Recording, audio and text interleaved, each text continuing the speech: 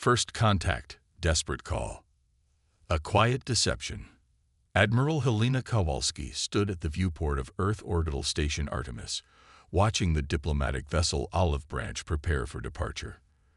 The sleek white ship gleamed in the sunlight, adorned with the symbols of peace and cooperation, the carefully cultivated image Earth had maintained since first contact 3 years ago. "Beautiful ship," said General Marcus Chen as he joined her at the window. "The perfect picture of humanity's peaceful aspirations."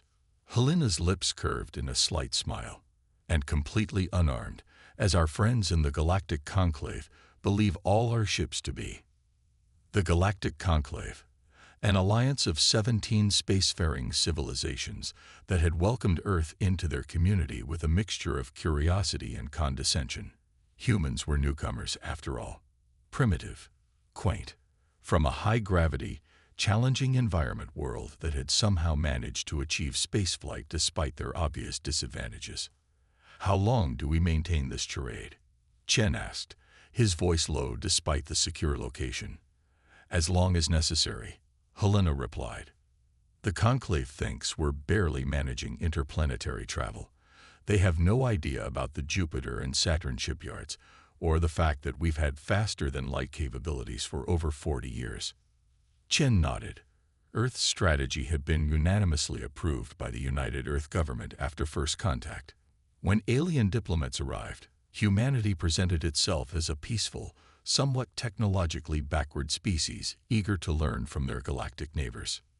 Meanwhile, the Solar Defense Fleet, 27 warships equipped with technologies far beyond what Earth revealed to the Conclave, remained hidden in the outer system, shielded from detection by gravitational lensing technology.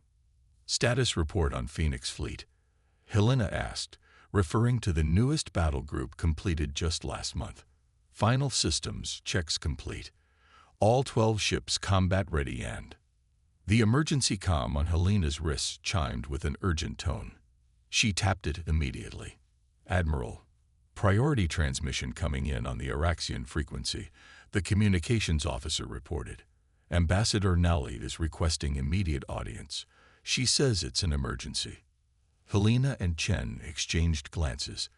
The Araxians, delicate, amphibious beings with iridescent skin, were among the first alien species to establish warm relations with Earth. Unlike many Conclave members who viewed humans as curiosities, the Araxians had shown genuine respect and friendship. "Send it to Conference Room 3. We're on our way." The desperate plea.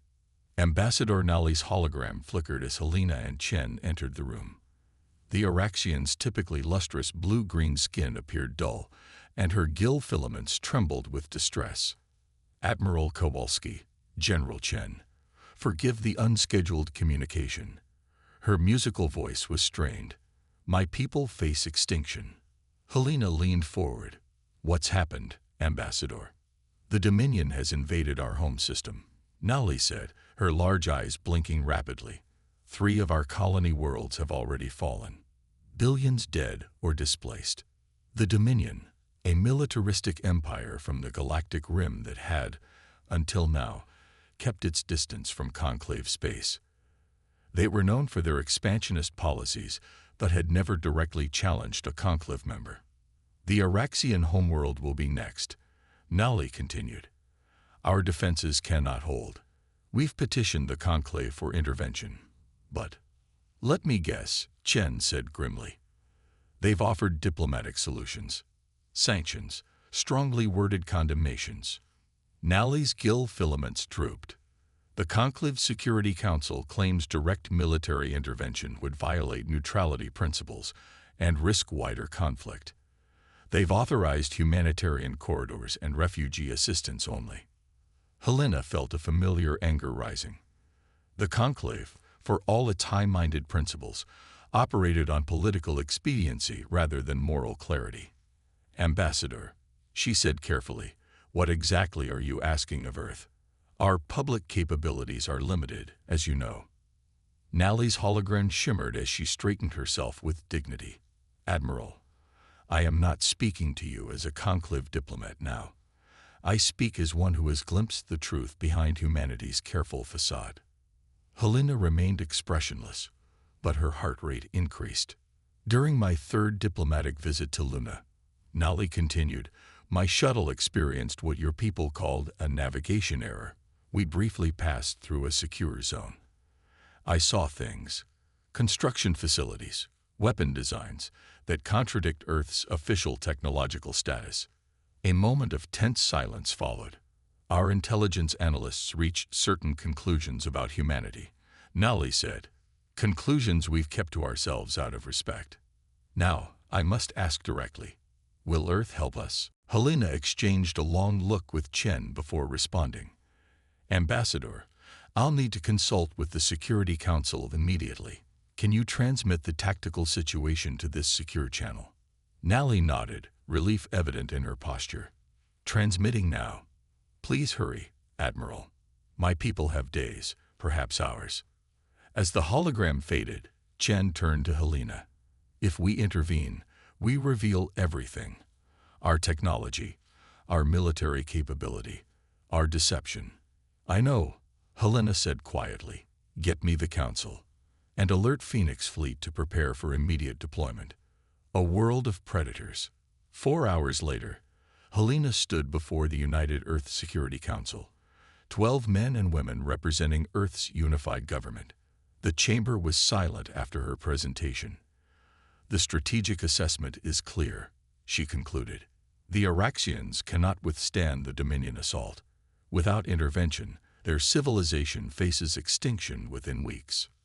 Councillor Diaz, representative for the South American Union, spoke first. And the conclave truly refuses to act. They've authorized humanitarian aid only, Helena confirmed. The Dominion doesn't have representation in the conclave, so diplomatic pressure is minimal. Cowards, muttered Councillor Okafor from the African Federation. President Emma Winters, who chaired the council, leaned forward. Admiral Kowalski, what exactly are you proposing? Deploy Phoenix Fleet to the Araxian system, neutralize the Dominion invasion force, and secure Araxian space. The room erupted in overlapping voices. President Winters raised a hand for silence. That would reveal everything we've concealed since first contact, said Councillor Lai from the East Asian Coalition.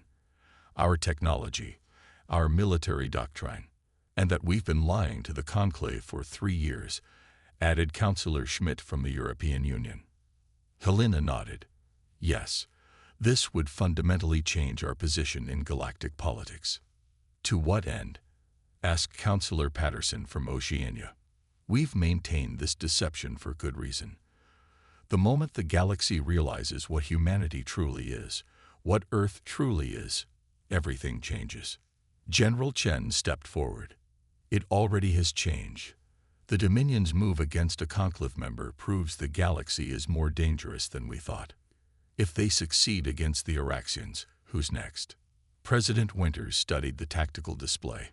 The Araxians are a peaceful species, no natural predators on their homeworld, limited capacity for aggression, even in self-defense. Unlike humans, Helena said quietly. That was the unspoken truth at the heart of Earth's deception. When humanity learned about the galactic classification system, they discovered that Earth was categorized as a Dith world, a planet with environmental conditions so harsh that it produced species with exceptional durability, adaptability, and capacity for violence. Humans had evolved alongside predators on a world of shifting continents, wild climate variations, and catastrophic natural disasters. Every aspect of human physiology and psychology had been shaped by the need to survive against overwhelming odds. Most spacefaring species in the conclave had evolved on stable, benign worlds. Their civilizations had developed without the constant evolutionary pressure that forged humanity's defining traits: tenacity, aggression, creativity under pressure, and a willingness to confront impossible odds. Earth had hidden these traits and the military technology they had inspired to avoid being seen as a threat. The Araxians came to us because they recognize what we are, Helena said. They need what Earth has always produced, warriors who don't know how to give up. President Winter stood, indicating the debate had ended.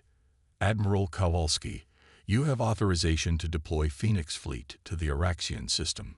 Your primary mission is to repel the Dominion forces and protect civilian populations. Rules of engagement are standard. Proportional response with minimal collateral damage.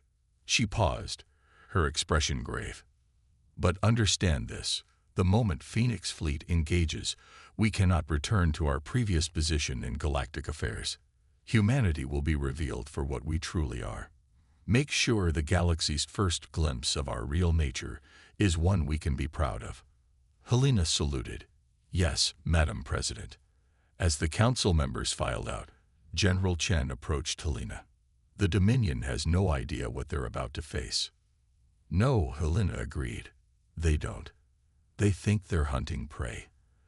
They don't realize they've just awakened a predator. Fleet of Secrets. The massive hangar bay of Jupiter Station, Ganymede, stretched nearly 2 kilometers, hidden within the radiation belts of the gas giant that had shielded it from outside detection for decades. The 12 vessels of Phoenix Fleet waited in their berths. Angular, aggressive designs unlike the smooth, peaceful curves of Earth's diplomatic vessels. Captain Alexander Volkov strode through the bustling deck of the flagship Thunderchild, personnel moving quickly to their stations around him. After years of training exercises and simulations, Phoenix Fleet was about to see actual combat. Status report, he demanded as he reached the bridge. Lieutenant Commander Sato rose from the captain's chair. All systems green, sir. Weapons hot, shields at maximum capacity. The entire fleet reports ready for jump. Volkov settled into his command chair, studying the tactical display. And our cover story. Deployed and operational. Sir, replied Communications Officer Rivera. As far as the Conclave knows, Earth is sending 3 unarmed medical frigates to assist with Araxian refugee evacuation. The diplomatic corps has submitted all the appropriate clearances, which will give us approximately 6 hours before anyone realizes those ships don't exist, Volkov noted dryly. Admiral Kowalski has boarded and is en route to the bridge, reported Security Chief Diallo. Volkov nodded. Everything was proceeding according to the accelerated deployment schedule. Phoenix Fleet would make the jump to Araxian space within the hour. The bridge doors slid open as Admiral Kowalski entered, still wearing her formal uniform from the Security Council meeting. Admiral, on deck, called Diallo, and the bridge crew snapped to attention. As you were, Kowalski said, taking her position beside Volkov. Status, Captain. Phoenix Fleet ready for combat deployment. Admiral. Final weapons checks complete. Jump coordinates locked in. Kowalski studied the tactical display, which showed real-time updates from the Araxian system based on the data Ambassador Nally had provided. The situation had deteriorated even in the hours since their conversation. The Dominion has established orbital superiority over the outer colony, Kowalski noted. Ground forces deployed on these 3 locations. Volkov leaned forward. Their fleet configuration suggests they're not expecting significant resistance. They're not, Kowalski agreed. The Araxians' most advanced ships are barely a match for Dominion support vessels. And the Conclave? She shook her head in disgust. The Conclave is standing by while a civilization burns. She turned to address the bridge crew. For 3 years, we've hidden what humanity truly is from the galaxy.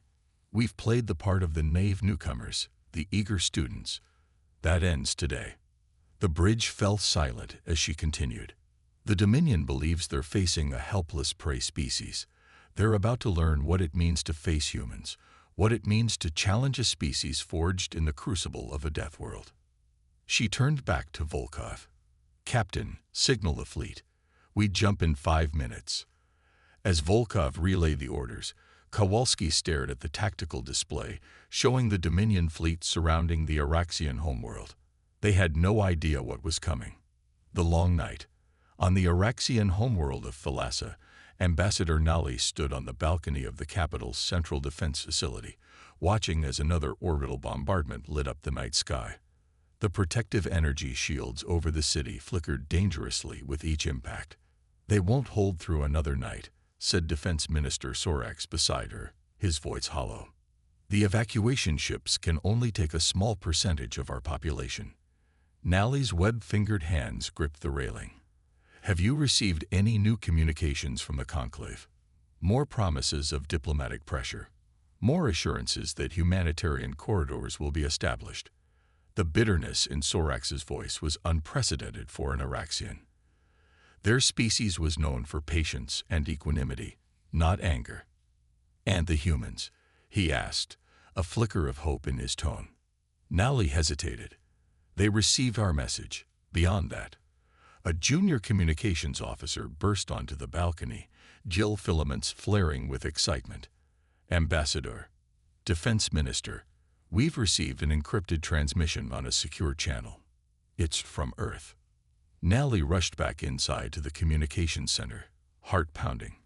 The holographic display flickered before resolving into the image of Admiral Kowalski. "Ambassador Nally," the human said without preamble, "the United Earth government has authorized military intervention in the Araxian conflict. Phoenix Fleet is en route to your system and will arrive within 2 hours." Sorax looked confused. "Phoenix Fleet? Earth has no military vessels capable of." "We do," Kowalski interrupted. "Much has been concealed from the Conclave regarding Earth's true capabilities. When we arrive, we will engage the Dominion forces in orbit around your homeworld. We need you to do 3 things." She listed them crisply. "First, consolidate your remaining defense forces to protect the major population centers. Second, prepare to receive human ground troops who will support your defensive positions. Third, transmit all Dominion fleet positions and communications frequencies to this secure channel." Nally felt a surge of hope for the first time in days. "You're really coming?" Kowalski's expression softened slightly. "Yes, Ambassador. Earth keeps its promises to its friends. We may have concealed our nature, but we never lied about our principles." As the transmission ended, Sorax turned to Nally in confusion. "What does this mean? How can they possibly stand against the Dominion when the entire Conclave refuses to act?" Nally gazed back at the night sky, where the flashes of bombardment continued. "It means, my friend, that the galaxy is about to learn what I glimpsed 3 years ago. Humans aren't what they appear to be." "And what are they?" Sorax asked. "Something the Dominion has never faced before," Nally said quietly. "A species that evolved on a world that tried to kill them every day. A species for whom fighting impossible odds isn't hopeless. It's Tuesday." Above them, the shields flickered again as another bombardment began. But for the first time since the invasion started, Nally felt something other than despair. The humans were coming, and nothing would be the same after that. Operation Thunderstrike. Thunder from the void. Supreme Commander Varric of the Dominion Invasion Force lounged in his command chair aboard the dreadnought Inevitable Conquest. His chitinous exoskeleton gleamed under the bridge lights as he studied the holographic display of Thalassa, the Araxian homeworld. "Status of planetary defenses?" he asked, mandibles clicking impatiently. "Failing," Supreme Commander reported his second-in-command, Sub-Commander Dren. "Their orbital shields are at 27% capacity and will collapse within 6 hours. Ground resistance remains minimal." Varric's compound eyes glittered with satisfaction. The Araxian campaign had proceeded exactly as predicted by Dominion tacticians. A soft species from a gentle world, the Araxians possessed valuable technology and resource-rich planets, but lacked the will to defend them properly. "And the Conclave?" he asked. "As expected, Supreme Commander. Strongly worded condemnations, threats of economic sanctions. No military response." Varric made a dismissive gesture with his upper limbs. The Conclave's reluctance to engage in direct military conflict was their greatest weakness, one the Dominion had finally decided to exploit. The Araxian system was just the beginning. "We've detected 3 small vessels entering the system," reported the sensor officer suddenly. "Configuration unknown, but energy signatures suggest they're unarmed. Origin? Varric demanded. Earth, Supreme Commander. Varric's antennae twitched with amusement. The primitive newcomers, sending medical ships, no doubt. The Conclave's newest pets playing at galactic politics. Should we intercept? Asked Dren. No, let them witness the futility of resistance. It will make a valuable impression on their developing species. Varric settled back in his command chair. Prepare the next bombardment sequence. Target their remaining shield generators. Supreme Commander. The sensor officer's voice rose in alarm. Multiple new contacts appearing. Massive energy signatures. They're emerging from jump points within the system. Varric leaped to his feet. What? Show me. The tactical display transformed as 12 large vessels materialized in Araxian space. Angular, predatory ships unlike any Varric had seen before. They moved with impossible speed, already forming a battle formation. Unknown configuration, reported the tactical officer, his voice strained. No match in our database. Energy readings suggest. Supreme Commander, these are warships. Heavily armed. Impossible. Varric hissed. What species dares? We're being hailed, interrupted the communications officer. The main view screen activated, revealing the human female in a uniform Varric didn't recognize. Not the flowing robes of Earth's diplomatic corps, but something utilitarian, functional. Dominion forces, she said without preamble.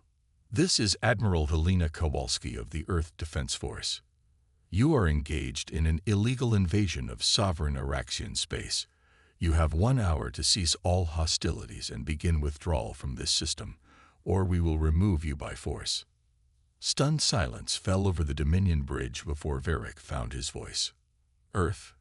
The primitives. He laughed, a harsh clicking sound. Your species barely has interplanetary capability. This is some trick. Holographic projections, perhaps. The human's expression remained impassive. This is no trick, Supreme Commander.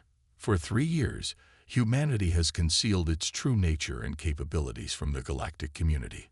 That deception ends today. She leaned forward slightly. 1 hour. Then we show you exactly what a species from a death world can do. As the transmission ended, Varric turned to his tactical officer. Scan those vessels. I want to know what we're facing. Already scanning. Supreme Commander. These readings, they can't be correct. The officer looked up, mandibles trembling. If these scans are accurate, the human vessels outclass our own in every category. Weapon yield, shield strength, power generation. Impossible. Varric slammed a clawed limb against his command console. Earth is a backwater. A newborn civilization barely out of its gravity well. Apparently not, Supreme Commander, said Dren quietly. It seems they've been concealing their true capabilities. Varric's compound eyes narrowed as he studied the human fleet's formation. A deception on a galactic scale. Impressive. He straightened to his full height. But it changes nothing. We will not be intimidated by unknown capabilities. He turned to his weapons officer. Target the lead human vessel. Show them what happens when they challenge the Dominion. First blood. On the bridge of the Thunderchild, Admiral Kowalski watched as the tactical display tracked multiple weapon systems activating across the Dominion fleet. They're targeting us, Admiral, reported Lieutenant Commander Sato. Main batteries powering up on their flagship and 3 support cruisers. Kowalski nodded. As expected, they need to test our capabilities. Captain Volkov stood beside the tactical station. Rules of engagement, Admiral. Defensive posture only for the next. She checked the countdown timer. 52 minutes. Let them make the first move. The bridge crew worked with practiced efficiency, the product of years of training for a moment they'd never been certain would come. Phoenix Fleet had been Earth's insurance policy, a deterrent they'd hoped would never be needed. Incoming fire, announced Tactical Officer Chen. Energy weapons from the Dominion flagship, targeting our forward shields. Brace for impact. ordered Volkov. The bridge crew tensed, but the Thunderchild barely shuddered as the Dominion weapons impacted against their shields. "Shield status," demanded Kowalski. "Shield holding at 98%. Admiral," reported Chen, unable to keep the satisfaction from his voice. "Minimal power drain. Compensators adjusting to their weapon frequency." On the main view screen, they watched as the Dominion flagship fired again, this time joined by its escort vessels in a coordinated barrage. Again, the Thunderchild's advanced shields absorbed the impacts with minimal effect. "They're scanning us intensively," noted Science Officer Paddle, "trying to figure out what they're dealing with." "Let them look," Kowalski said, "but reveal nothing yet. Maintain defensive posture." The Dominion continued their probing attacks for several minutes, varying weapon types and target points, searching for a weakness in the human vessel's defenses. "Admiral," said Communications Officer Rivera, "we're receiving a transmission from the Dominion flagship." On screen, Kowalski ordered. Supreme Commander Varric appeared, his chitinous features arranged in what humans had learned was an expression of contempt among his species. "Impressive shielding technology, Admiral," he said. "Perhaps Earth is not as primitive as the Conclave believes, but shields alone do not win wars." "I agree," Kowalski replied calmly, "which is why I suggest you reconsider your position. You have 43 minutes to begin withdrawal." Varric's mandibles clicked rapidly, a sign of agitation. "The Dominion does not withdraw. The Dominion conquers. Your interference in a regional dispute is noted and will be reported to your Conclave representatives." "This isn't interference," Kowalski said. "This is justice. You attacked a peaceful species without provocation, killed billions, and expected no consequences. That ends today." She leaned forward. "And just to be clear, Earth doesn't take orders from the Conclave. They just think we do." As the transmission ended, Volkov turned to Kowalski. "He's adjusting his fleet formation, bringing additional ships into attack position. He still thinks this is a bluff," Kowalski noted, "or a new technology that can be overcome with sufficient firepower." "Should we demonstrate otherwise, Admiral?" asked Volkov, a hint of eagerness in his voice. Kowalski considered the tactical situation. The Dominion clearly believed that superior numbers would eventually prevail against unknown technology. "Not yet, Captain. Let them commit to their next attack. Meanwhile, deploy reconnaissance drones to the Araxian surface. I want eyes on the ground situation." As the orders were relayed, the tactical display updated to show the Dominion fleet consolidating into an attack formation. "They're bringing their dreadnoughts forward," noted Chen. "Looks like they're preparing a concentrated assault." Kowalski nodded. "As expected. Time remaining on our ultimatum: 38 minutes, Admiral. Prepare point defense systems for active mode, but hold fire unless directly targeted," Kowalski ordered. "And inform all ships. Weapons hot. Targeting solutions locked, but hold until my command." The bridge fell silent as they watched the Dominion fleet maneuver into position, preparing to demonstrate the full might of their empire against Earth's unexpected defiance. They would learn soon enough what it meant to face a Deathworld species in combat. The nature of predators. On the Araxian homeworld, Ambassador Nally stood in the central command bunker beneath the capital city, watching with a mixture of awe and disbelief as the tactical display showed the unfolding space battle.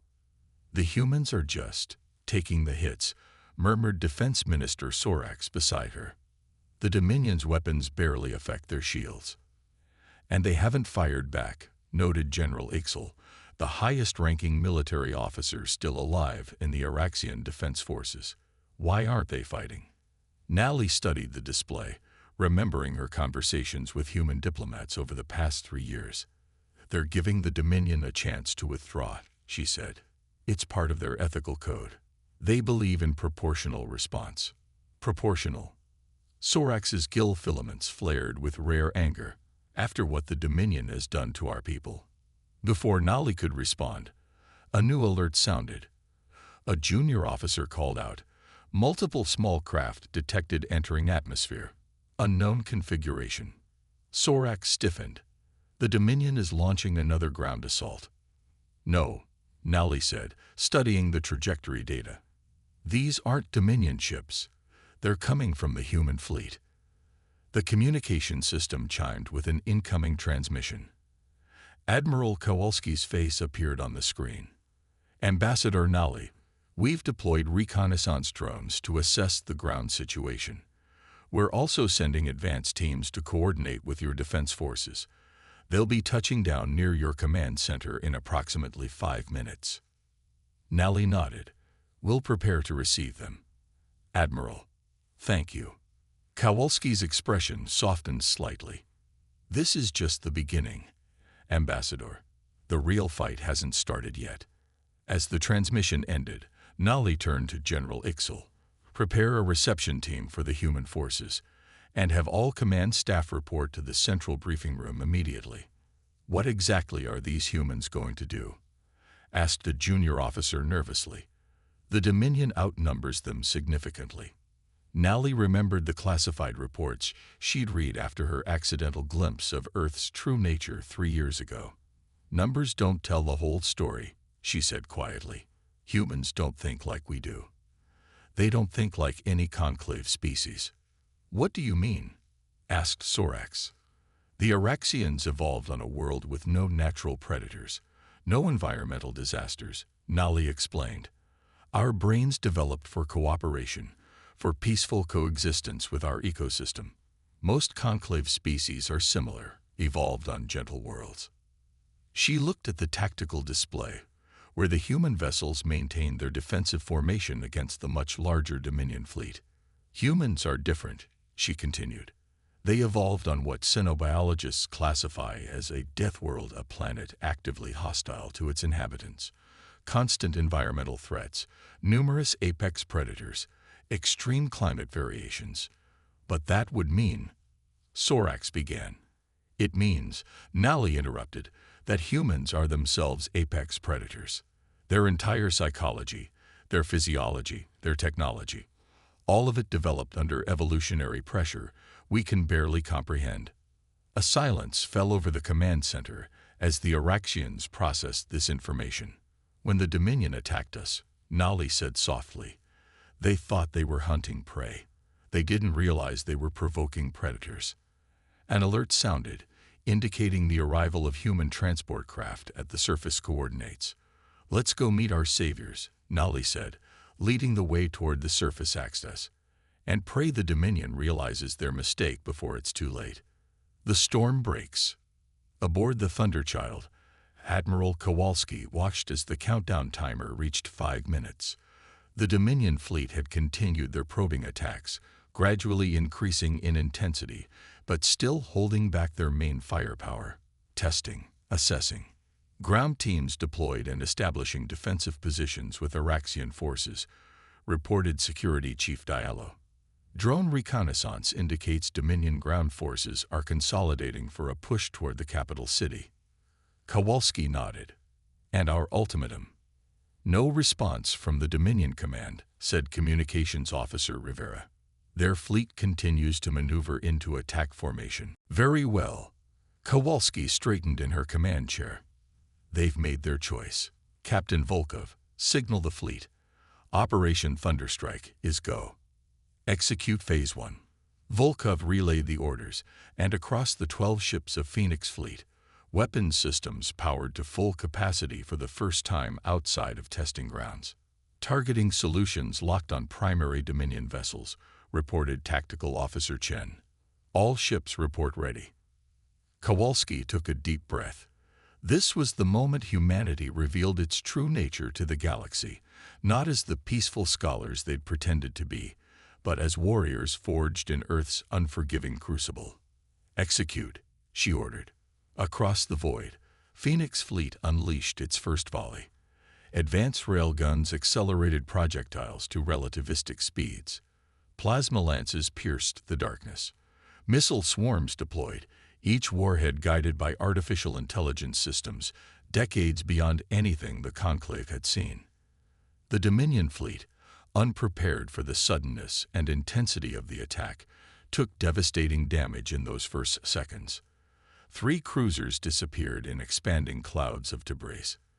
The flagship's shields collapsed under concentrated fire, exposing its hull to follow-up strikes. "Direct hits across all targets," reported Chen, his voice steady despite the awe evident on his face. "Dominion shields failing on 7 vessels. 3 confirmed destroyed, 4 heavily damaged. Incoming return fire," warned Sato. "Multiple vectors. Evasive pattern Delta," ordered Volkov. "Maintain fire discipline." Phoenix Fleet moved with a coordination that would have been impossible without the neural link systems connecting each vessel's command crew. They danced through space, their movements precise and unpredictable, evading the majority of Dominion counterattacks while maintaining their devastating offensive. "The Dominion flagship is hailing us," announced Rivera. On screen, Kowalski ordered, not allowing the satisfaction she felt to show on her face. Supreme Commander Varric appeared, his command center visibly damaged, emergency systems flashing behind him. For the first time, his compound eyes reflected something other than contempt. Uncertainty. "What is this?" he demanded. No emerging species could possess such technology. "I told you, Commander," Kowalski replied calmly. "Earth has concealed its true nature from the galaxy. We are not what we appear to be. No conclave species would develop such weapons," Varric hissed. "Such capacity for destruction. We are not a conclave species at heart," Kowalski interrupted. "Humans evolved on a world that tried to kill us every day. We survived by becoming the most dangerous thing on a dangerous planet." She leaned forward. "Your ultimatum has expired. Phoenix Fleet is now authorized to remove Dominion forces from Araxian space by any means necessary. I offer you one final chance.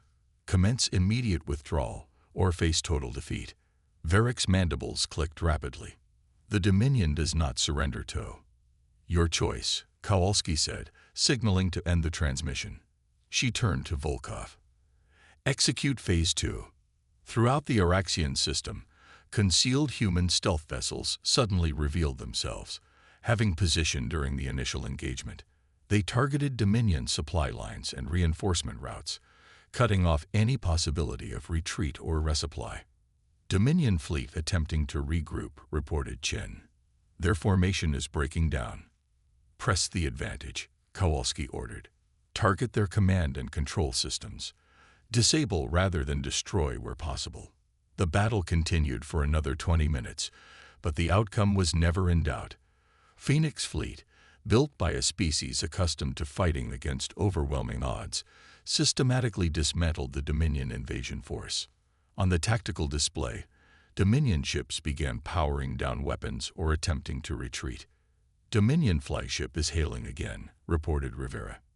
This time, when Varric appeared, his demeanor had completely changed. His posture showed defeat. "Enough," he said. "The Dominion requests terms." Kowalski's expression remained neutral. "Unconditional withdrawal from Araxian space, return of all captured civilians, reparations to be determined by neutral arbitration." Varric's mandibles clicked in angry resignation. "Agreed. But know this, human. The Dominion will not forget this humiliation. Neither will Earth forget the Araxian dead," Kowalski replied. "Remember that before you consider revenge." As the transmission ended, the bridge crew maintained their professional composure, but an undercurrent of triumph was palpable. "Signal all ships," Kowalski ordered. "Maintain combat readiness until Dominion vessels have left the system. A new power emerges." 3 days later, Ambassador Nally stood in the Araxian capital's Grand Hall, which had been hastily repaired after the bombardment. Before her stood representatives from every major conclave species, gathered for an emergency session to address what many were calling the Earth Revelation. Admiral Kowalski and a small delegation of human officers stood to one side, their military uniforms a stark contrast to the flowing diplomatic robes most conclave representatives wore. "The conclave recognizes Ambassador Nally of Araxis," announced the presiding minister, a tall, willowy being from a species known for their neutrality. Nally stepped forward. "Honored representatives, I speak today not only as an Araxian, but as a survivor of what would have been genocide without Earth's intervention. When the Dominion attacked and the Conclave offered only words, humanity answered with action." Murmurs rippled through the assembly. "For 3 years, Earth has concealed its true nature from us," she continued. "Many feel deceived by this. But I ask you, what choice did they have? How would we have welcomed them had they arrived openly as warriors from a death world?" The presiding minister signaled for silence as the murmurs grew louder. "The human delegation will now address the assembly," he announced. Admiral Kowalski stepped forward, her uniform immaculate, her bearing confident but not aggressive. "Representatives of the Conclave," she began, "Earth extends its sincere apologies for the deception we have maintained since first contact. It was never our intention to mislead, but to protect." She paused, looking around the chamber.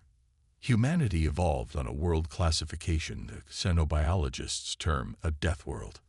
Our planet shaped us into survivors, warriors, and yes, predators.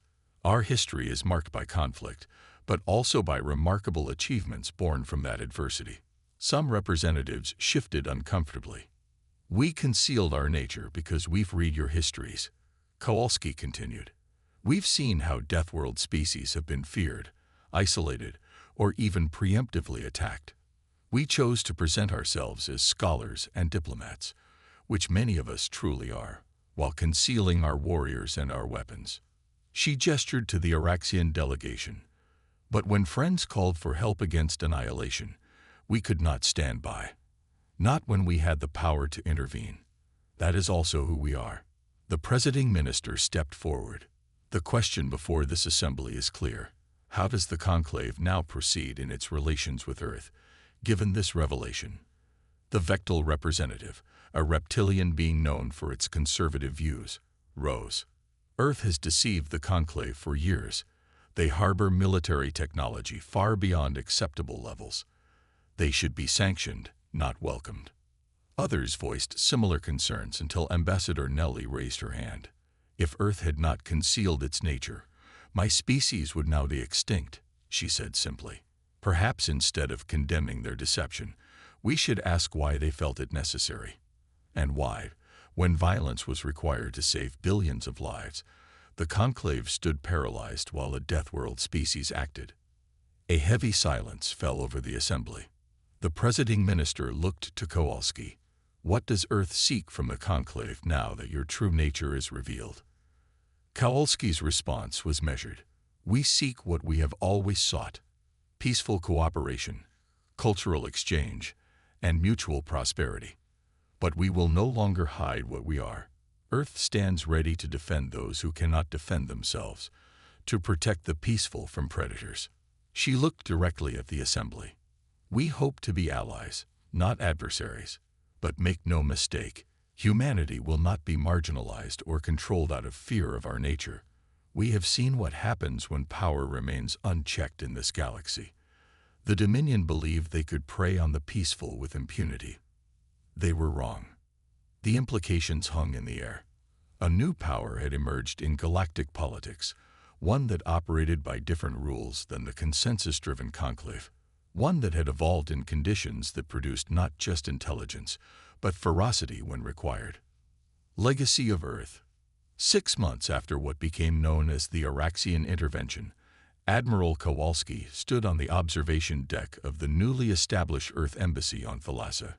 The Araxian capital had been rebuilt, more beautiful than before, with subtle elements of Earth architecture, incorporated as a symbol of the bond forged between the species.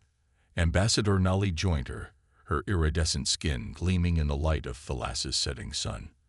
"The new Conclave Defense Initiative passes its final vote tomorrow," Nally said.